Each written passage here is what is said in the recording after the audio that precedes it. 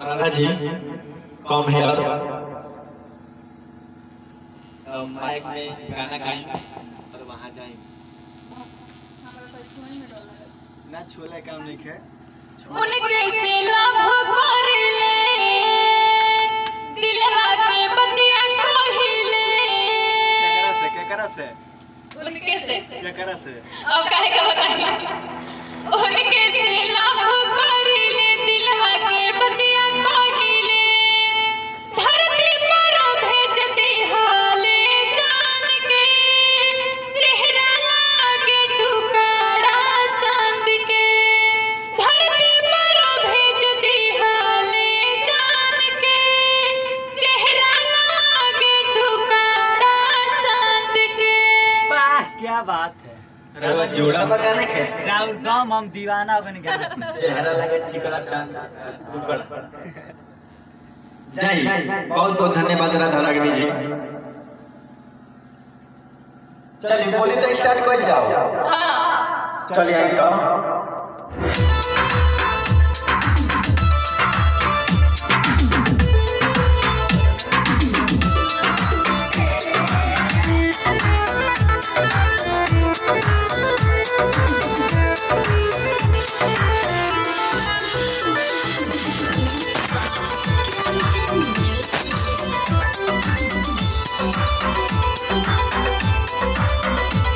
उनके से लव कर ले दिलवा के बतिया कहिले।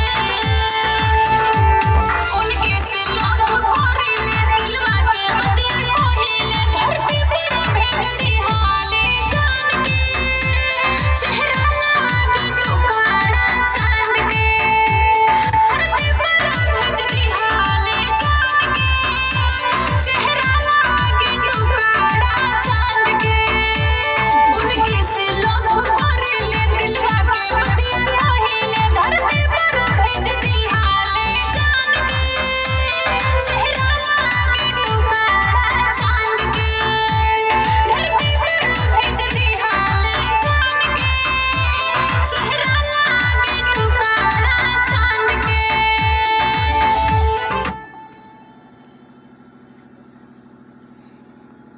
नरे नरे नरे नरे नरे का हो हमारा के दिल ना देबो का हो।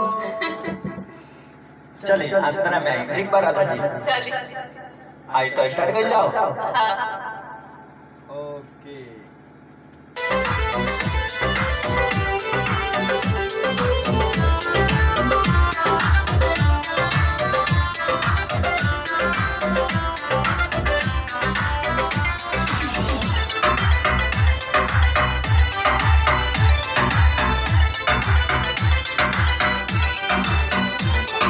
मीठी मीठी बात करके पहले बाटे घायल हो। मीठी मीठी बात करके पहले बाटे घायल हो। हमरा खातिर किनके एगो दिल बड़े पायल हो। आवे नाही चैन हो दिलवा रहे बेचैन हो। आवे नाही चैन हो सोने धागा दिल बांध के चेहरा लागे टुकड़ा चांद के।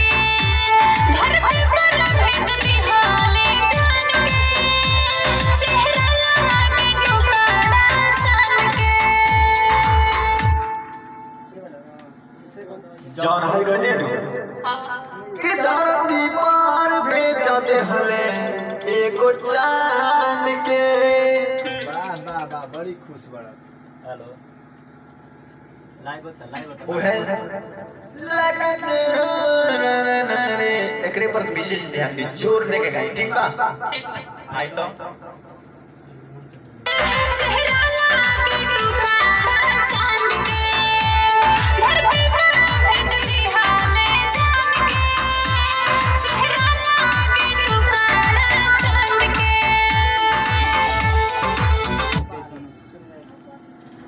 चलिए अंतरा में ठीक बा।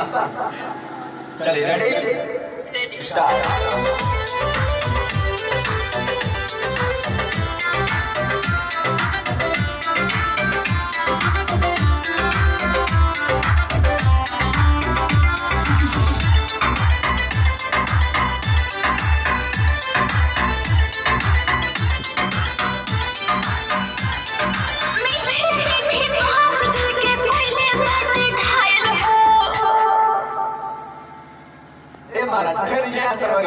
दूसरा अंतर गाई।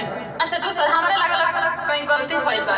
अरे तोरा का जय रहो दूसरा अंतर गावे। जानता नहीं इतना निमन लगे तो गाना उनके बार-बार गावे का मन करता। एक घंटा नहीं ये गाना नहीं क्यों गावे के? ना दूसरे गाँव को चली।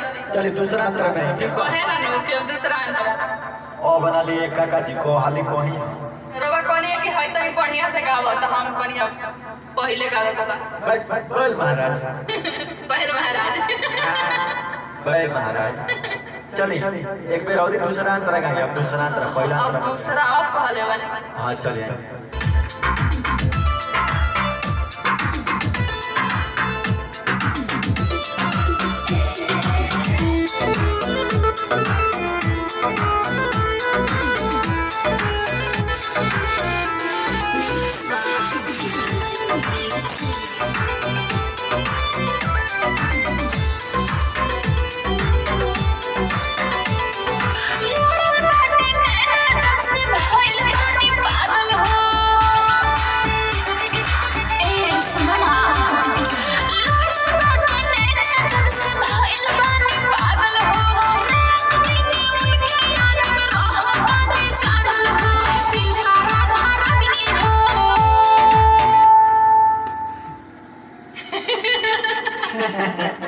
कौन शिल्पा राधा ये हाय अरे को मैं कहूं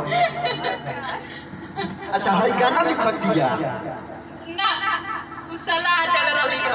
अच्छा इस सलाह दे रहली हां प्यार भाई रो हां तो सलाह दे रहली हो।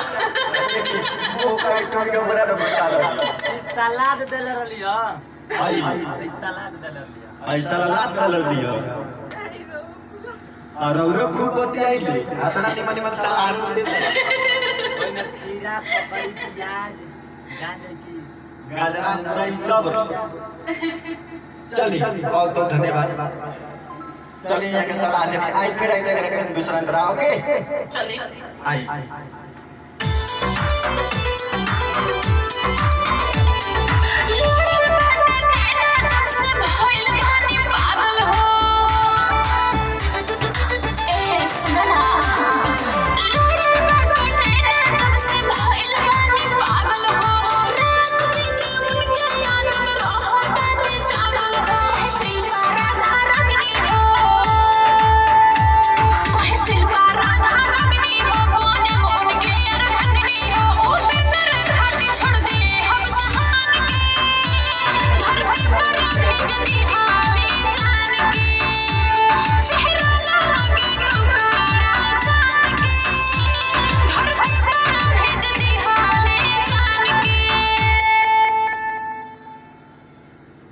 भाई जान करना गाओ तनी कि चेहरा लागे लचिकाड़ा तू का चांद के एकरा के एक बार और दिखाई ओके आई तो उपेंद्र खाते छोड़ दे हम जहान के चेहरा लागे तू काड़ा चांद के। अच्छा तो हमने कहा जाए हमने के माने 12 पाखर में सका दूर जी तो चलिए अरविंद भाई भाई आनो जी पहले तो अरविंद भाई के दिखता हूँ फोटो में चलिए चलिए आई तरह था जी चलिए आई आई धरती पर भेजती हाले जान के चेहरा लागे तू काड़ा चांद के। धरती पर भेजती हाले जान के। आई बहुत बहुत धन्यवाद राधा रागिनी जी कमिंग कम हियर नमस्कार प्रणाम। ये गाना कैसन लगल कमेंट करी लाइक करी और चैनल खातिर नया बहन तो प्लीज चैनल के सब्सक्राइब करी लाइक करके एगो शेयर कर दी तब से वो कमेंट में लिख दी ठीक बा। ये गाना के बताई कि गाना कैसन लगल। ये गाना के लिखले बा जी उपेंद्र उज्जवल जी लिखले बानी और शिल्पा जी यहाँ के दीदिया सलाह दिले बानी बहुत बहुत धन्यवाद।